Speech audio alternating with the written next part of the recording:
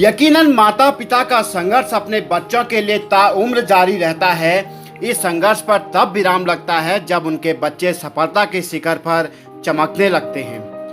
बागेश्वर की गुंजनबाला दास एक चमकते सितारे का नाम है जो हिमालय की चोटियों की तरह अपनी सफलता की कहानी बयां कर रही है। गुंजनबाला के बारे में हम आपको और अधिक जानकारी दें इससे पहले यह बता दें कि बागेश्वर की इस प्रतिभा को 2020 में प्रदेश के सबसे प्रतिष्ठित नारी सम्मान तीलू रौतेली के लिए चुना गया है। उन्हें यह सम्मान उनके खेल के प्रति समर्पण और योगदान के लिए दिया जा रहा है। गुंजनबाला के पिता चंदन रामदास एक सफल पॉलिटिशियन हैं और लगातार तीसरी बार उत्तराखंड की विधानसभा में बागेश्वर जिले का प्रतिनिधित्व कर रहे हैं। सत्ता की चकाचौंध से दूर गुंजनबाला अपने पिता को आदर्श मानती हैं। वे कहती हैं कि लक्ष्य तय करने में आपको कई लोग सहयोग कर सकते हैं, लेकिन लक्ष्य की सफलता केवल और केवल आपकी मेहनत और आत्मविश्वास पर निर्भर होती है। जब आपके सामने चुनौतियां आती हैं तब आपका हौसला और आपकी हिम्मत ही आपको शिखर तक पहुंचाती हैं। छोटी सी उम्र में 1 दर्जन से अधिक प्रदेशों में अपनी खेल प्रतिभा का प्रदर्शन और वियतनाम जैसे देश में 6ठी वर्ल्ड जूनियर ताइक्वांडो प्रतियोगिता में भाग ले चुकी गुंजनबाला आज बागेश्वर जिले में सहायक खेल अधिकारी के पद पर तैनात होकर युवाओं की प्रतिभा को निखार रही हैं। गुंजनबाला अपनी सफलता को किस रूप में देखती हैं और जीवन के प्रति उनका क्या नजरिया है, इस पर उन्होंने खुलकर बात की। सबसे पहले तो मैं यही कहूँगी कि जब कोई व्यक्ति अपने सपने के लिए जीता है तो सबसे पहले ज़रूरी है कि अपना लक्ष्य बनाना, क्योंकि व्यक्ति को पता ही नहीं होता है कि उसने क्या करना है। तो ज़रूरी है अगर आप किसी भी फील्ड में आपने कोई सपना देखा है तो उसके लिए ज़रूरी है कि आप सबसे पहले अपना लक्ष्य तय करें।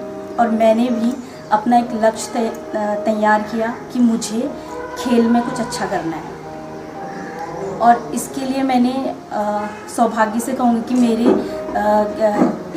बागेश्वर डिस्ट्रिक्ट में ताइक्वांडो खेल आया और मुझे इसी खेल में रुचि थी और मुझे सौभाग्य से यही खेल खेलने के लिए मिला और धीरे धीरे मैं उसमें आगे बढ़ती रही। और मैंने राज्य स्तर पे, मैंने राष्ट्रीय स्तर पे, अंतर्राष्ट्रीय स्तर पे अपना प्रदर्शन किया और मुझे वहाँ पे एक अच्छी सफलता मिली। देखिए, मैंने जो पास्ट फ्यू ईयर्स में जो मेहनत की थी, मैंने जो एक एथलीट के रूप में जो एक मुझे पहले सम्मान मिल चुका है और मैंने देश का मैं प्रतिनिधित्व किया है, उसके साथ ही जो भी मेरे अनुभव हैं उसके साथ जो आज मुझे ये तीलू रौतेली सम्मान मिला है उसके लिए मैं बहुत खुश हूँ। और इसके बाद जब मेरा एक लक्ष्य यही था कि मैंने जितना खेल के मैंने जो एक एथलीट के रूप में काम किया है वही अनुभव जब मेरा चयन उप क्रीड़ा अधिकारी के पद पे हुआ तो एक लक्ष्य लेके चल रही थी कि जो चीज़ें मैंने फेस की हैं खिलाड़ी के रूप में वो आगे चल के मैं अपने जो भी आने वाला जो भविष्य है खिलाड़ी है उनको वो जो सुविधाएं मुझे नहीं मिली है मैं उनको वो सुविधाएं दूँ। तो मेरा लक्ष्य यही था और आगे भी मेरा अगर जब मुझे काम करने का मौका मिलेगा तो मैं उन खिलाड़ियों के लिए ज़रूर काम करूँगी जिनको जो आगे बढ़ने के लिए जब हम छोटी छोटी चीज़ें हमको यहाँ पे नहीं मिल पाती है तो हम बड़े लेवल पे देखते हैं तो वो सारी चीज़ें मैं यहाँ पे कर पाऊँ। और एक खिलाड़ी को बड़ा ही संघर्ष करना पड़ता है, उसको एक पहचान तब मिलती है जब वो बहुत अच्छे लेवल पे चला जाता है या वो जब उसकी परिस्थितियाँ उसके पास नहीं होती, जब उसको सुविधाओं की ज़रूरत होती है वो चीज़ें उसको नहीं मिल पाती हैं। तो बहुत सी कमियां भी हैं, वो आगे चल के मेरी कोशिश रहेगी कि मैं उसको पूरा कर सकूं। वो चीज़ें मैंने जो अपने जीवन में इस जर्नी में जो भी कमियां महसूस की हैं मैं उनको ज़रूर पूरा करने की कोशिश करूँगी। देखिए, किसी भी फील्ड में आगे बढ़ते हैं तो वहाँ पे आपको मेहनत करनी पड़ती है, उसके लिए आपके सामने अनेक चुनौतियाँ आती हैं। वैसे ही मैंने जब ताइक्वांडो स्टार्ट किया था मेरे सामने भी बहुत सी चुनौतियाँ आई थी जिसको पार करते हुए मैंने राज्य स्तर पे मैंने अपना जब खेलना शुरू किया तो वहाँ पे मैं 10 बार चैम्पियन रही। और उसके बाद जब मैंने खेलना शुरू किया उसके बाद मेरा कॉन्फिडेंस बढ़ता रहा और मैंने फिर मेरा जो अगला जो टारगेट होता था मैं सोचती थी कि नेशनल लेवल पे मुझे खेलना है और उसके लिए मैं मेहनत करते गई और मैंने नेशनल लेवल पे अनेक मेडल जीते और जो एक सबसे बड़ा अचीवमेंट होता है नेशनल लेवल पे, वो होता है स्वर्ण पदक जीतना। तो उसके लिए मैंने मेहनत की और मैंने राष्ट्रीय स्तर पे स्वर्ण पदक जीता, जिसकी वजह से मुझे राष्ट्रीय स्तर पर मुझे इंडियन कैंप में शामिल होने का मौका मिला। वो हर एक खिलाड़ी के लिए सपना होता है इंडियन कैंप में जाना। और इस तरीके से मैं अपनी प्राथमिकताएं जो होती है खिलाड़ी की, वो धीरे धीरे बढ़ाती रही और उस लेवल पे मैं प्रैक्टिस करती रही, जिससे मुझे जब मैंने गोल्ड लिया था 2006 में, उसके लिए मेरा वर्ल्ड चैम्पियनशिप के लिए चयन हुआ। मुझे भारत का प्रतिनिधित्व करने का मौका मिला और एक खिलाड़ी के लिए बहुत गर्व की बात होती है। और जब आप अंतर्राष्ट्रीय स्तर पर अपने देश का प्रतिनिधित्व करते हैं तो आपको गर्व महसूस होता है, जब आप अपने प्रदेश को, अपने पेरेंट्स को और जो भी लोग आपसे जुड़े होते हैं उन्हें गर्व महसूस कराने का। तो ये मेरे अचीवमेंट है। और जो तीलू रौतेली है वो मुझे ये अचीवमेंट पहले भी मेरा सम्मान हुआ है, लेकिन नारी के लिए जो अपने फील्ड में उत्कृष्ट कार्य करते हैं उसके लिए ये पहला सम्मान मुझे मिल रहा है, जिससे कि मुझे आगे अब मैं जो काम करूँगी उसके लिए मुझे बहुत प्रोत्साहन मिलेगा, ऐसा मुझे लगता है। गुंजन की पारिवारिक दुनिया बिल्कुल अलग है। वह दुनिया के लिए चैंपियन है, लेकिन घर में वह पापा की लाडली और माँ की एक अच्छी सहेली भी है।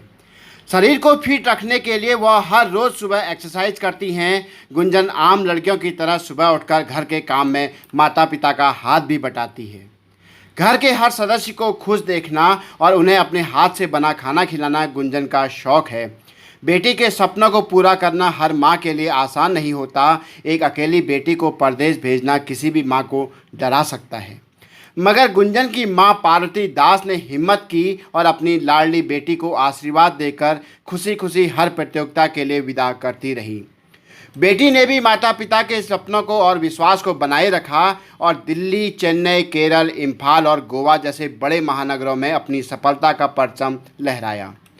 मां पार्वती दास बताती हैं कि बेटी की हर छोटी बड़ी सफलता ने उन्हें रोमांचित किया, मगर सबसे अधिक खुशी तब हुई जब वियतनाम जैसे देश में बेटी ने पूरे हिंदुस्तान का नाम रोशन किया। अपनी बेटी की सफलता को एक मां किस तरह देखती हैं, आइए सुनिए। बचपन से ही मेरी बेटी बहुत हिम्मत वाली बनी और हिम्मत वाली थी भी, और आगे बढ़कर उसने अपनी जो हिम्मत दिखाई, हमको भी गर्व होता है उस पर। और कोई बचपन का ऐसा वाकया जो एक लगा कि हाँ ये बड़े होके कुछ करेगी? बचपन का वाकया यही था, फिर वो अपने क्षेत्र में हमेशा तत्पर रहती थी। सुबह अपना वहाँ अपने ये ट्रेनिंग में जाना और ताइक्वांडो में जाना और फिर वहाँ से आके अपनी पढ़ाई में ध्यान देना, यही सबसे बड़ा वो था मेरी बेटी का। माँ बेटी का रिश्ता तो एक बहुत ही अच्छा रिश्ता है, जो माँ अपनी बेटी को चाहती है कि एक अच्छे खिलाड़ी के रूप में देखे और या किसी भी उसमें आगे देखे। हर मोड़ पर माँ ये चाहती है कि मेरी बेटी आगे बढ़े, और चाहे वो खेल के रूप में हो, चाहे वो कोई सर्विस या जॉब के रूप में हो। और हमेशा माँ के लिए यही रहता है कि बेटी अच्छे अपने कदमों पर खड़े हो जाए तो एक बहुत अच्छी बात है। तो मेरी बेटी भी इसी स्तर पर आगे बढ़ी और उसने अपना भविष्य आगे इसी उसमें देखा, खेल में, जो आज एक प्रेरणा के रूप में खड़ी है और लड़कियों के लिए भी एक प्रेरणा बनी है, जो ये चाहती है कि मेरी तरह ही और बेटियां भी आगे बढ़े।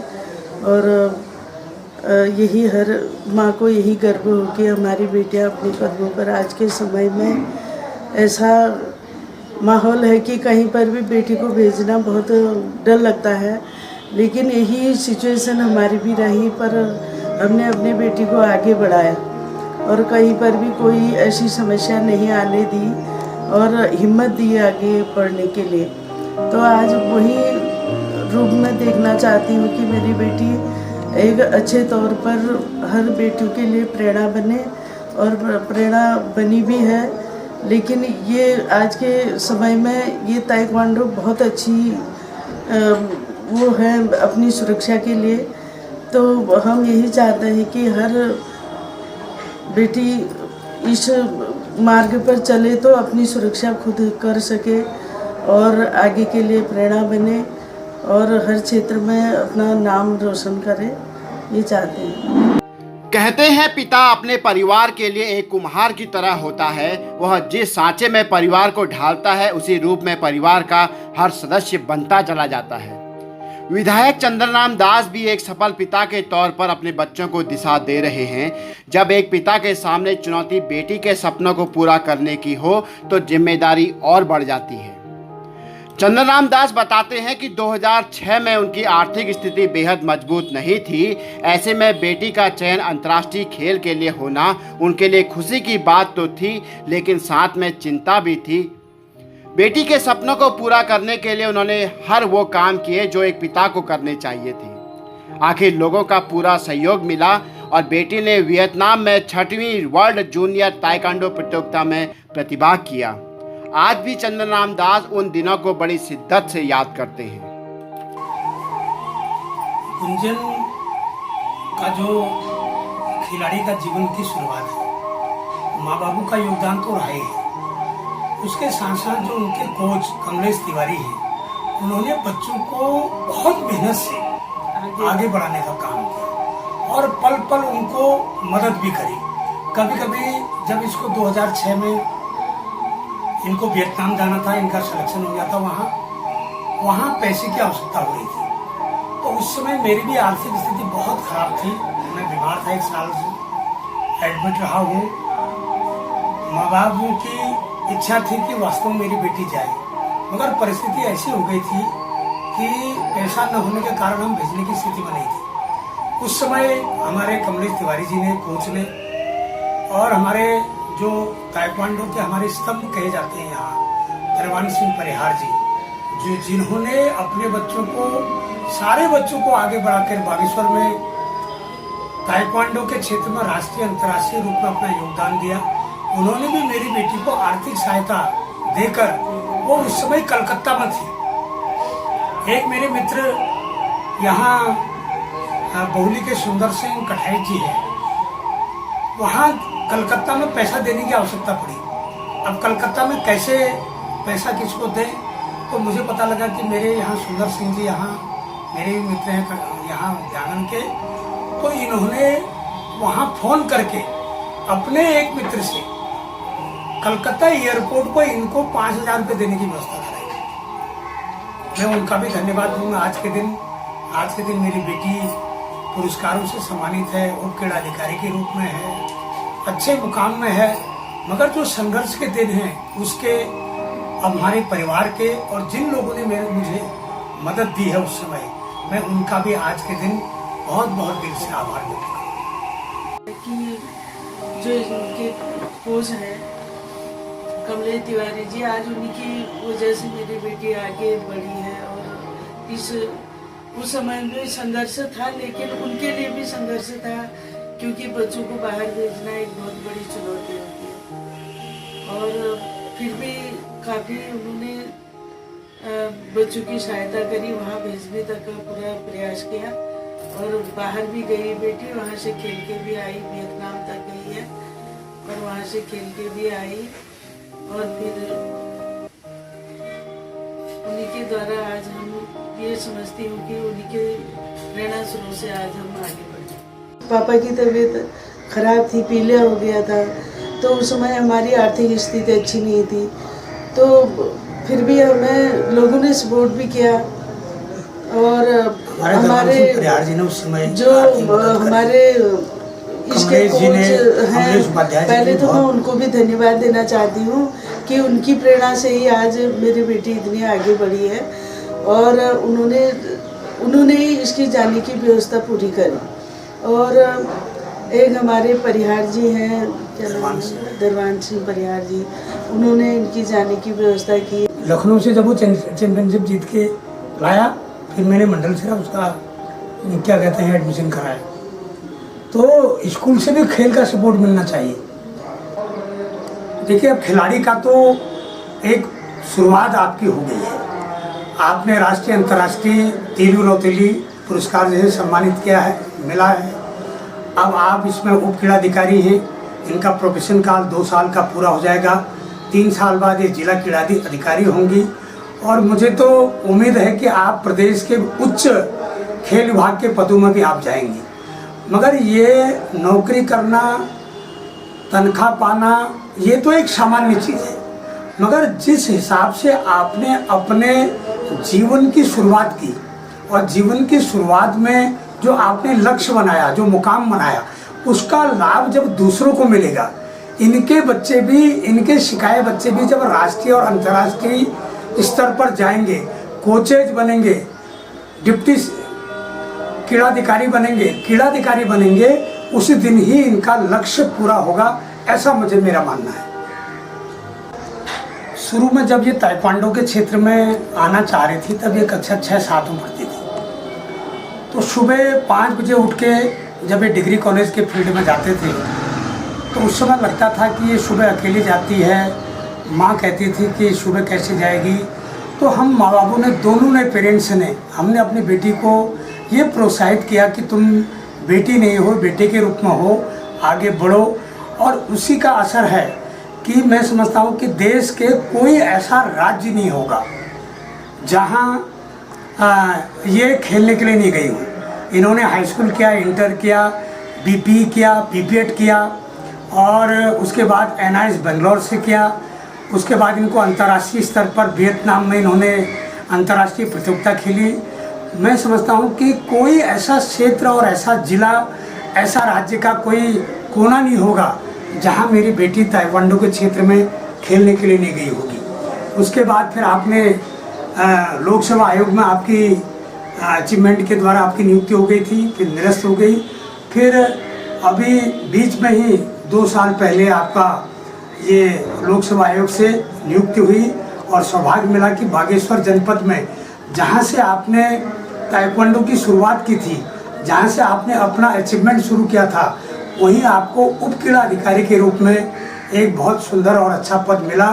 और मुझे उम्मीद है कि इनका जो अनुभव है, जो इनकी रुचि है, उसके अनुसार ऐसे बच्चों को ये आगे बढ़ाएं। जो भी संघर्ष इन्होंने किया है, उस संघर्ष के बदौलत अन्य बच्चों को, वंचित बच्चों को, गरीब बच्चों को आगे लाके उनको भी प्रेरणा स्रोत ये बनेंगी, ऐसा मुझे उम्मीद है।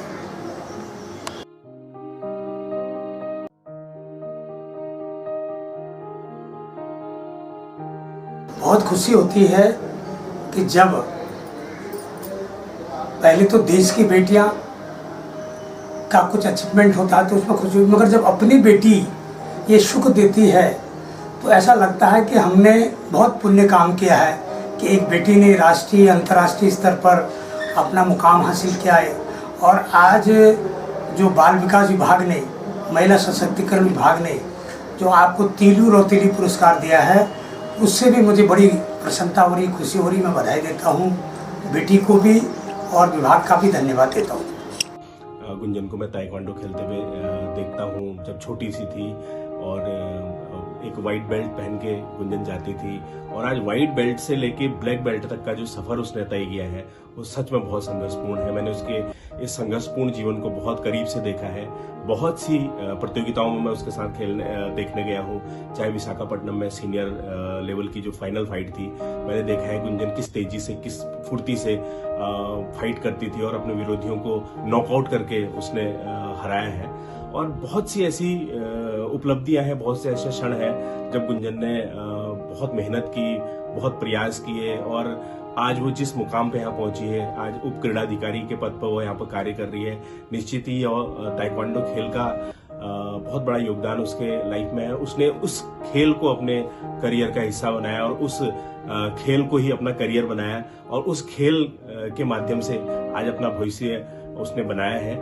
और उसको देख करके ऐसे बहुत से जो खिलाड़ी हैं ताइक्वांडो के, जो आज अपना भविष्य देखते हैं, भविष्य तराशने की कोशिश करते हैं, उनको निश्चित रूप से गुंजन को प्रेरणा के रूप में मानना चाहिए कि आप किस तरीके से खेल के माध्यम से भी अपना करियर बना सकते हैं। तो मैं आज गुंजन को जो तीलू रौतेली पुरस्कार मिला है, मैं बहुत प्रसन्न हूँ, बहुत मुझे खुशी हो रही है वो क्योंकि वो निश्चित रूप से वो इस पुरस्कार के हकदार है और भविष्य में भी ऐसे बहुत से पुरस्कार हैं जो गुंजन को मिलेंगे। मैं ऐसी कामना करता हूँ। बागेश्वर की बेटी गुंजन आज सफलता का शिखर छू रही है। गुंजन बाला जैसी बेटियां आज समाज के लिए एक नजीर के तौर पर हैं। ताइक्वांडो जैसी आत्मरक्षा के खेल में गुंजन ने सफलता ही हासिल नहीं की है, बल्कि विश्व फलक पर पूरे हिंदुस्तान का नाम रोशन किया है। गुंजन बाला समाज के उन लोगों के लिए एक सबक है जो बेटियों को उपेक्षा भरी नजरों से देखते हैं। गुंजन आज ताइक्वांडो को एक खेल के तौर पर नहीं, बल्कि महिलाओं के लिए आत्मरक्षा के मजबूत हथियार के तौर पर पहचान दिलाना चाहती हैं। हम चाहेंगे कि गुंजन जैसी बेटी हर घर में पैदा हो और अपनी हिम्मत और हौसले से पूरे विश्व में हिंदुस्तान का नाम रोशन करे। शाबाश गुंजन, हमें तुम पर नाज है। शुक्रिया।